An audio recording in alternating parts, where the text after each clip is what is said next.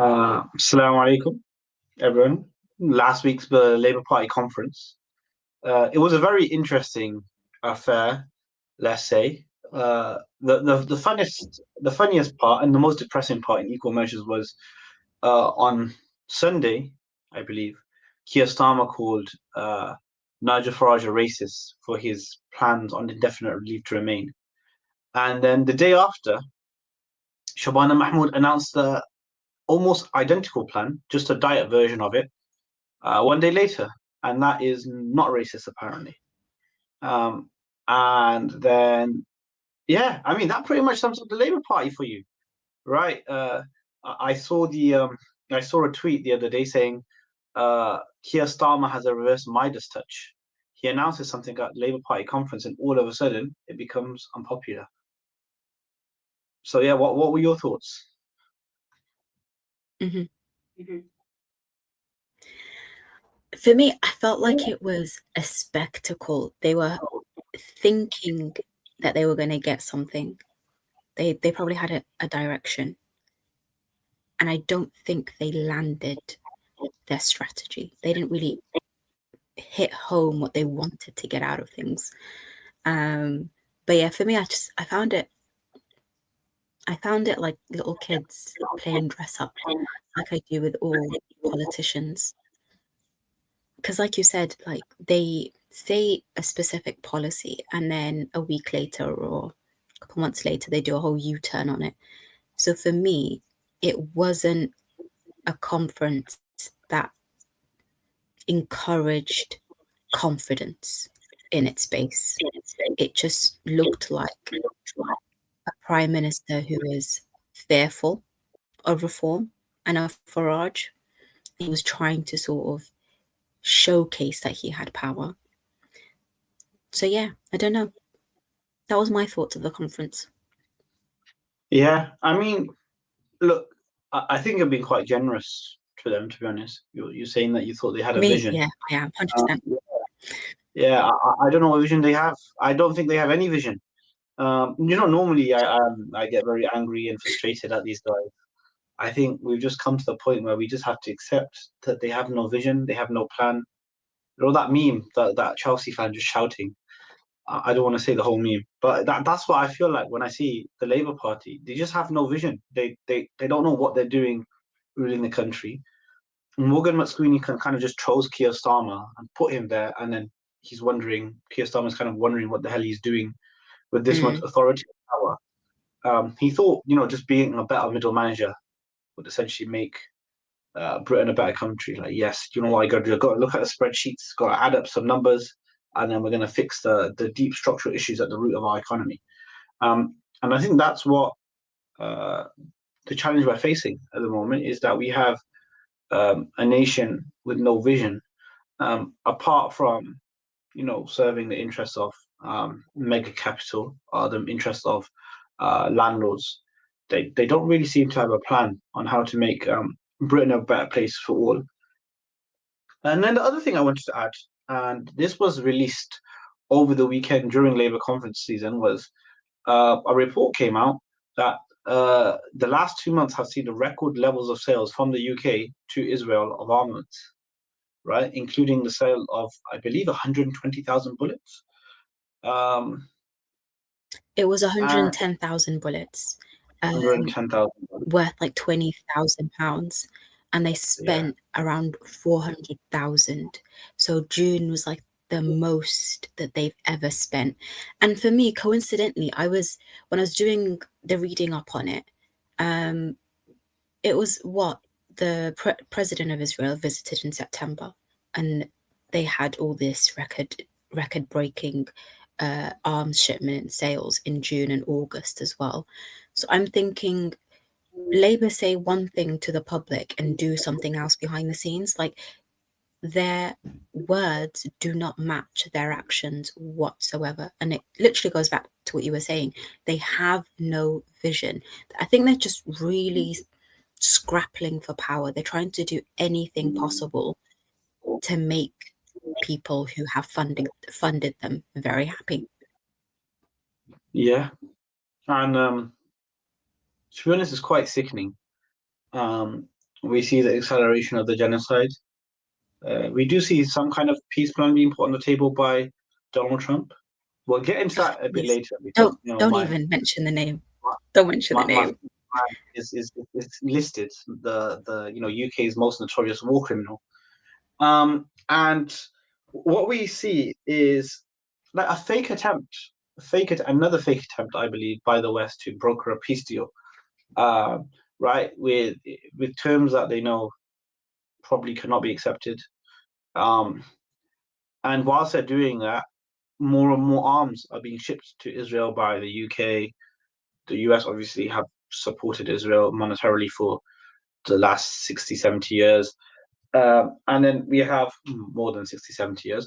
And then we have, Germany, who, again, despite the German public's dislike of Israel's actions, continuing to support Israel. And, symbolic acts like saying we're going to ban a few arms shipments and then not really enforcing that ban and then selling more arms. Recognizing the state, but having no borders for that state, having no plan for that state, dictating who the government of that state can be, um, without proper action on what's happening in the West Bank. These are all kind of symbolic uselessness, and I think that's what we've come used to. The Labour Party is great at symbolic uselessness. Another example of this, and I thought we'd wait before we got into it, but we might as well get into it now. So we have uh, the return of the digital ID. Now, before I get into who's behind this, just on a like instinctive level, what are your thoughts? It's just another way to control and to surveil the British masses, and I don't think it's going to be popular, nor is it needed at all. We've seen situations like this before with like Tony Blair trying to roll it out and the cost to the taxpayer. I do not feel like it's a priority, and it should not be prioritized over the NHS and to sort of rail like the rail service and everything else. We don't need it. If the Labour government and the those on the right are concerned about immigration and those coming in dinghies, they should come up with another solution that does not warrant surveillance of its citizens. Yeah, and the man who's been leading the charge against this is Rupert Lowe. And what? Okay, look, me, Rupert Lowe, agree about very few things in life, very few things politically. But Rupert Lowe has been on a great mission against this, and also what we've seen is Adnan Hussein, the independent MP, Liberal Democrats, Conservatives. We've seen across the political spectrum basically people coming out against this. There's a petition with over 2 million signatures coming out against this. And this is where this reverse Midas touch comes in. Before Keir Starmer announced plans for this was a popular policy. As soon as Keir Starmer announced his plan for it, this goes minus 30% support or something ridiculous like that. I mean, it's crazy. It went from having positive net ratings to negative net ratings overnight because people hear say Keir Starmer's mouth and like that's terrible. But the reality is the reason that went really terrible, not just because Keir Starmer is an awful politician, is because as soon as people figured out what it was and alarm bells were raised, people were like, yes, this is not the kind of thing that we need in our country. And now this is where the kicker comes in, right? The digital IG card has been pushed by the Tony Blair Institute. The Tony Blair Institute are sponsored by Oracle, right? Oracle obviously are a system service. They'll greatly benefit from this. But also, this is Tony Blair's pet project. He's been wanting to do this since he was last prime minister before 2005. And the fact that we have a former prime minister with the backing of one of the richest men on planet Earth, a tech billionaire, putting all his money into the Tony Blair Institute, who are then pushing these policies onto the UK, is outrageous. And this is where we come back to the issue of wealth inequality not just being a kind of issue of poverty, but it becomes a huge political issue. Why is it that one man, Larry Ellison, I think, forgive me if I'm wrong, one man can spend £350 million to give to a formerly very powerful man, war criminal, and use that man as a vehicle to push for his policies.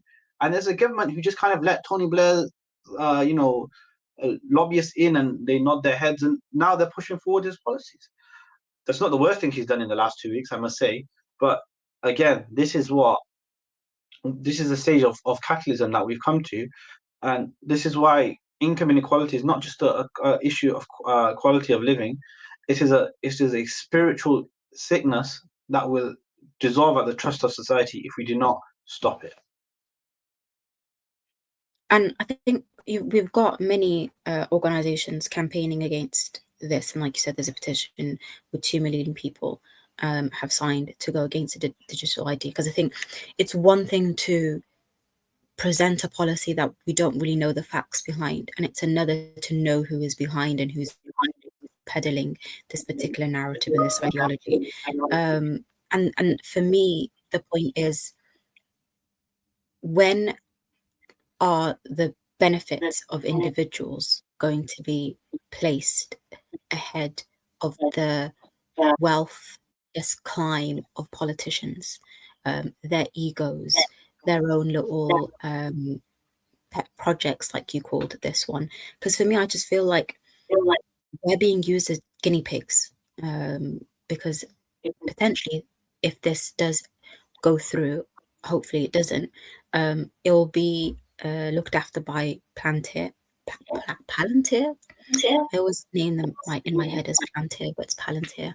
And we know that they have their hands in the NHS as well. It's just a lot more US control in British affairs that, for me, does not make any sense. Like, why are we pandering to the US? We're not that desperate to have foreigners interfere in our state affairs. Yeah, well, they say that the British hate all foreign interference until it comes to an American man in a suit. Which actually not in a suit anymore. The tech bros like suits more. They've gone more back to suits, but then all of a sudden we forget all about our independence. We're kind of like, yes, yes, big brother, we will do as you say. And we need all semblance of autonomy, right? We'll follow you into an illegal war. We will take your very suspicious looking company Palantir and give you our NHS data. It's all sorts of kind of strange relationship that we have with the United States. And again, there is a fundamental problem here, right? You're going to have a company which has access to, and potentially, if this is Palantir, we don't know that for sure, but you'll have a company which has access to not only our data via our health data, via the NHS, it also have access to all our digital information data as well. And then, what's to say this won't be used for nefarious purposes, right? There are people who say this is a conspiracy theory, but there is no way to stop this digital ID card in 50, 60 years being for like, okay, you've upset the state, now we're going to ban you from going to all restaurants. I'm not saying that's going to happen. I'm saying that's a possibility to happen, right? You have to scan your digital ID to go to a restaurant. And if it comes up red, you're not allowed to go in because it's already happened, technically speaking. We had Owen Jones and one of the Novara Media journalists barred from attending the Labour conference for whatever reason. But we all know, because they would have been the journalists to ask hard-hitting questions to the Labour government. It's like that. It's simple as is. We have a government that's very thin-skinned, that isn't able to take any form of criticism from any side, and is willing and able to sort of silence people and to bar them and remove them from rooms. So it's not beyond the realm of possibility that any government could do this, because it's an immense power to have the control of millions, the data of millions of people. Yeah, absolutely. And let's talk about the most egregious thing Tony Blair has agreed to, or seemingly agreed to, in the last 10 days or so. So early on in the genocide, we heard reports that the Tony Blair Institute had taken part in, the campaign to renovate Gaza or rebuild Gaza, basically ethnic cleanse. And now we see reports not reports, in part as part of Donald Trump's 20-point plan. And I'll let others analyze the whole plan. Right? But the 20-point plan includes a clause which says that Donald Trump and Tony Blair will be part of some kind of transitional authority that will manage the economic affairs of Gaza or something along those lines. Tony Blair, got a very simple message for you, right? And forgive those who don't swear. Forgive me for saying this. Tony Blair, please piss off.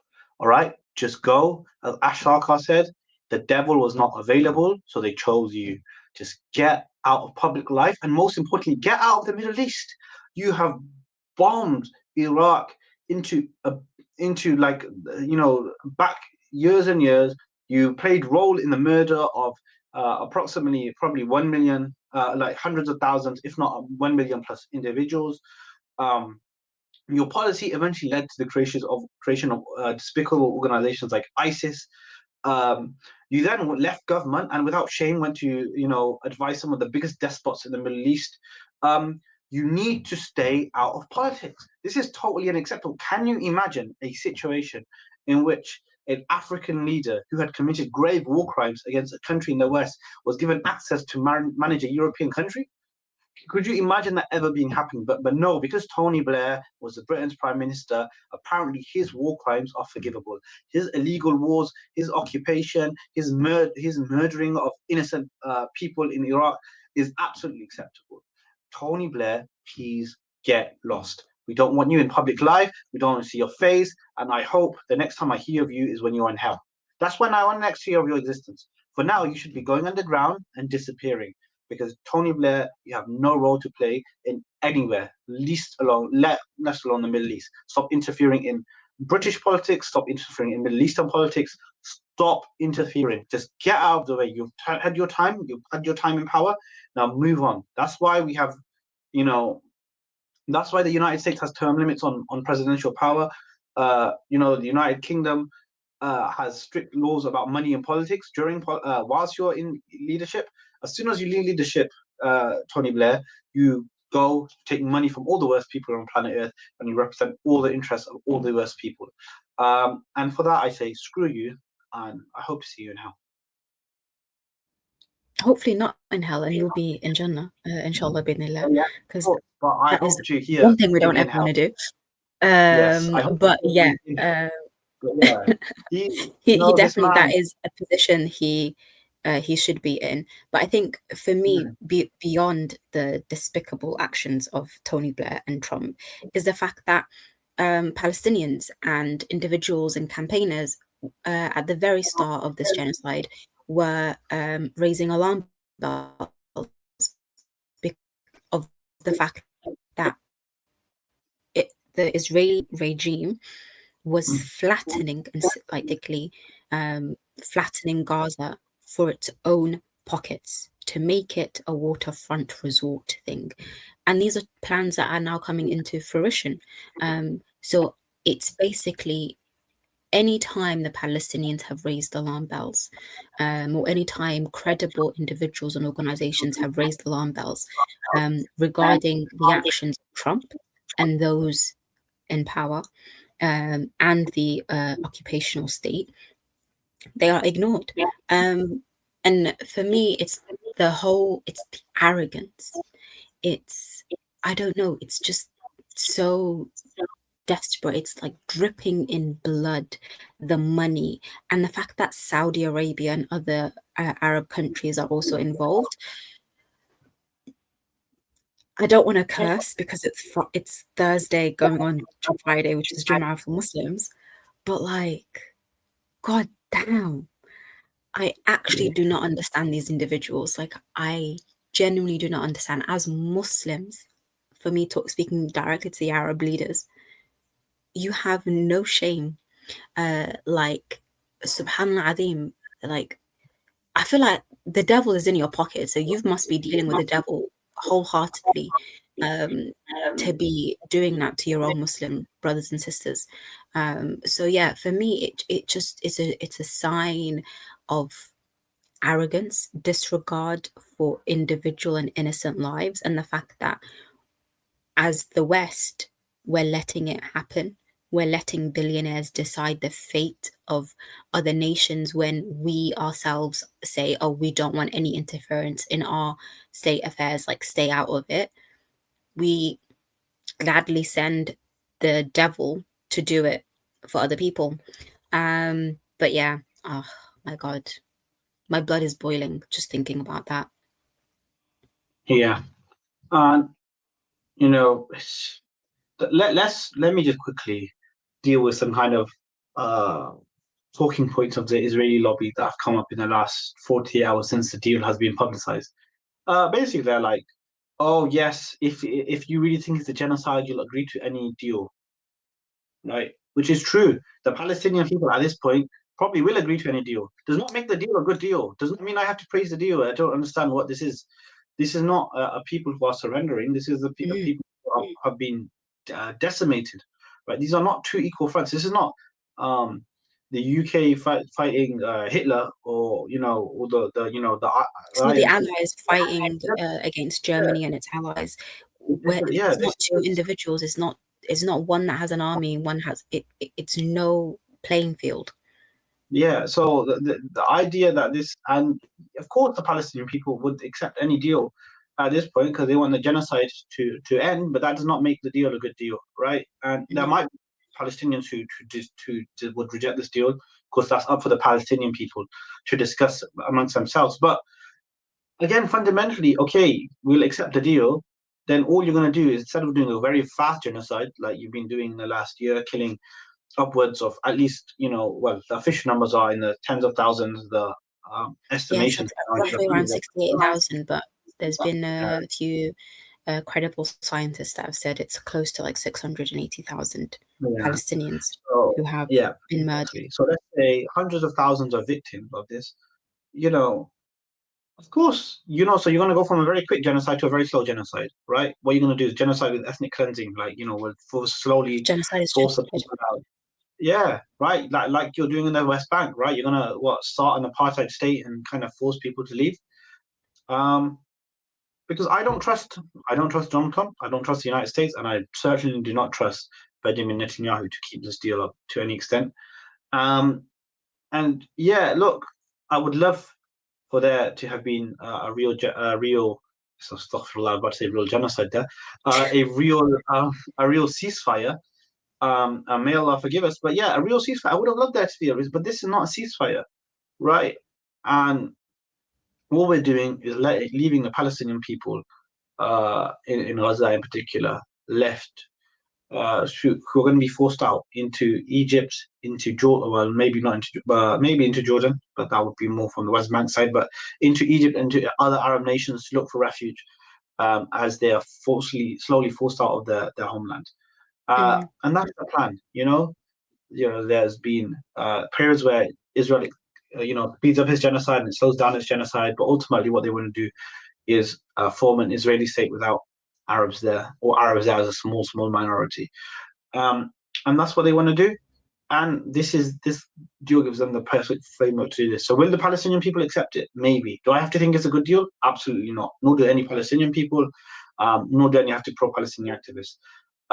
But yeah, let's stop pretending that this is acceptable, and let's work on. And for those of us who are involved in the pro-Palestine struggle, let's take this as a kind of a reminder to ourselves that you know the genocide may end in its most violent form that we've seen in our lifetime, but the ethnic cleansing and genocide of Palestine will probably continue as it comes out of the news. And it is then our job to remind people of what's happening, keep Israel in check, keep up the pressure, especially as the TikTok algorithm will be changed in America to become more and more pro-Zionist. My whole Twitter algorithm has become like Zionist bot central. Um, Yeah, you I know, don't know if you're aware. I don't even know if it's true, but Trump signed a deal with Netanyahu or some Israeli company to monitor TikTok, or US TikTok, if you will, yes, because that was the so only way yes, for the ban to be lifted. yeah. I think US TikTok is. being sold to an American company. I do believe it's Oracle, by the way. Uh, Mm, and again, this goes back to Larry Ellison, muddling around in politics because he's got billions of pounds around. And yeah, we'll see the algorithm, especially in America, shifted more and more towards. And I wouldn't be surprised if in future we see a deal to sell European TikTok to American investors because that's what Europe's like. And because Netanyahu had a meeting with a bunch of influencers, and he told them very explicitly that we need you as part of this war to, stop Gen Z support for Palestine. So he realizes the power of TikTok on Instagram and on Twitter, right? So we got to keep up the fight there. We got to keep up the information war there, because people don't use big media anymore as much. So we've got to carry on fighting our fight. And inshallah, if we do that step by step, we play our small part. One day, Palestine will be free. Um, it might not be today, it might not be tomorrow. It might be in 10 years, 50 years, 100 years. But if we give up and we stop talking about it, then, we've given up on the fight. And we don't want to be part of that generation. We want to be part of the generation who kept the memory of Al-Aqsa alive, who kept the memory of Palestine alive, who kept the memory of justice, of human rights, of dignity, of opposing apartheid alive. And that should be part of our legacy as a generation. mm.